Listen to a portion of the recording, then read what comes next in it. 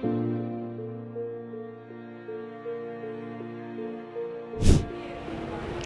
Sobat Sejarawan, tahukah kamu tentang kutipan jas merah? Jangan sekali-kali melupakan sejarah, atau bangsa yang besar adalah bangsa yang menghargai jasa pahlawannya. Tentu tak lain kutipan itu adalah dari proklamator ulung kita, Insinyur Soekarno sekaligus Presiden pertama Republik Indonesia. Tapi tahukah Anda bahwa ternyata Soekarno memiliki sejarah yang panjang dengan kota pahlawan, kota Surabaya? Oleh karena itu, izinkanlah saya, Kamelia Ayu Maharani, dari SMA Katolik Sinlui 1 Surabaya, Provinsi Jawa Timur, untuk mengajak Anda semua mengarungi lautan sejarah tentang Soekarno dan Surabaya.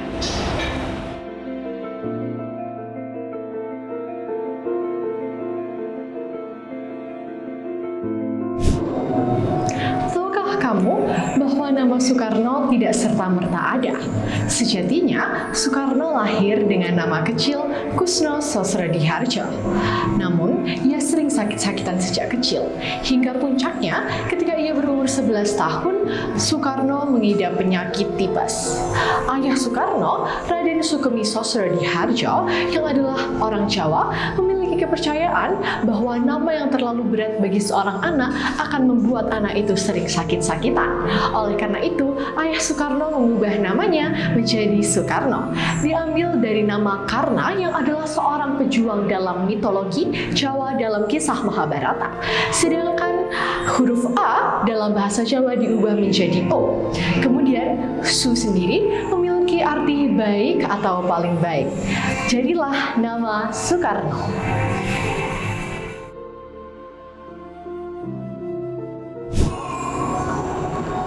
Soekarno sang putra fajar, mungkin nama yang pernah Anda dengar. Ini karena Soekarno lahir pada dini hari ketika fajar menyingsing, kira-kira pada pukul 5.30 atau setengah 6 pagi. Soekarno lahir pada tanggal 6 Juni 1901.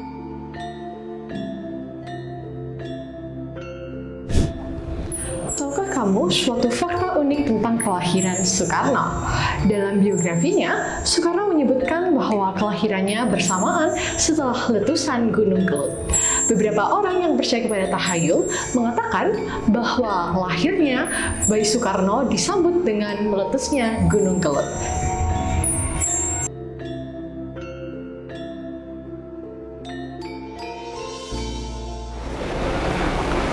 Meskipun berasal dari keluarga ningrat, keluarga Soekarno bukanlah keluarga yang bergelimang harta.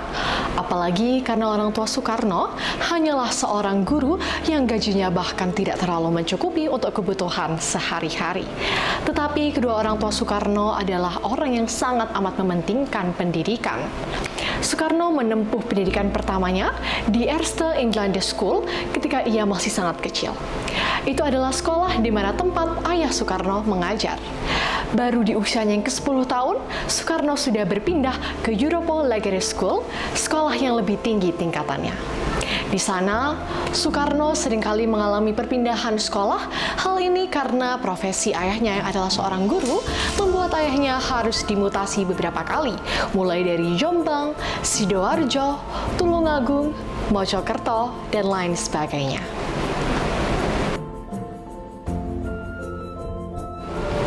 Sobat sejarawan, baru saja Soekarno lulus dari ELS atau European Lagere School. Sudah lagi ayahnya memberi mandat kepada Soekarno untuk melanjutkan pendidikannya di HBS atau Hogere Burgere School yang berletak di Surabaya. Oleh karena itu, ayah dari Soekarno memberi mandat kepada Soekarno untuk indekos di rumah Haji Umar Said Cokro Aminoto atau yang kita kenal dengan Hos Cokro Aminoto. Disinilah rumah tempat Soekarno meniti pendidikannya di HBS, di mana ia bertukar pikiran dengan banyak tokoh-tokoh luar biasa lainnya.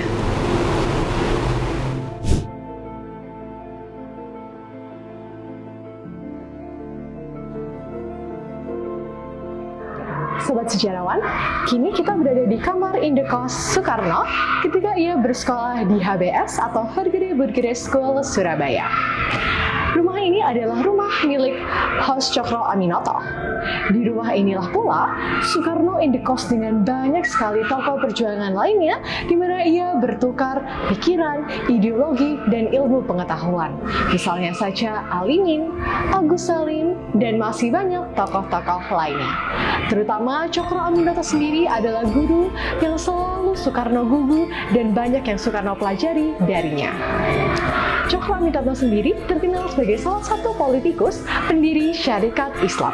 Dan disitulah Soekarno mulai menumbuhkan ketertarikan dan kecintaannya pada agama Islam. Ini karena Soekarno selalu mengikuti pengajian yang diadakan oleh Cokro Aminoto di halaman rumahnya.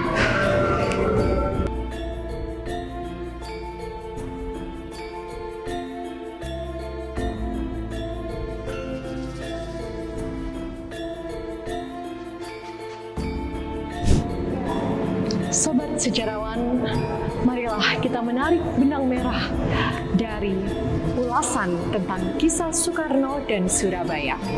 Sebagai kota kelahiran Soekarno, Surabaya menjadi tempat yang secara fisik maupun ideologis membangun Soekarno menjadi sosok pribadi yang tegas, lugas, berwawasan, egaliter, dan sangat terbuka terhadap keberagaman budaya yang ada di Surabaya misalnya. Seperti suatu kutipan yang pernah Bung Karno katakan, 1000 orang tua bisa bermimpi, namun seorang pemuda bisa mengubah dunia.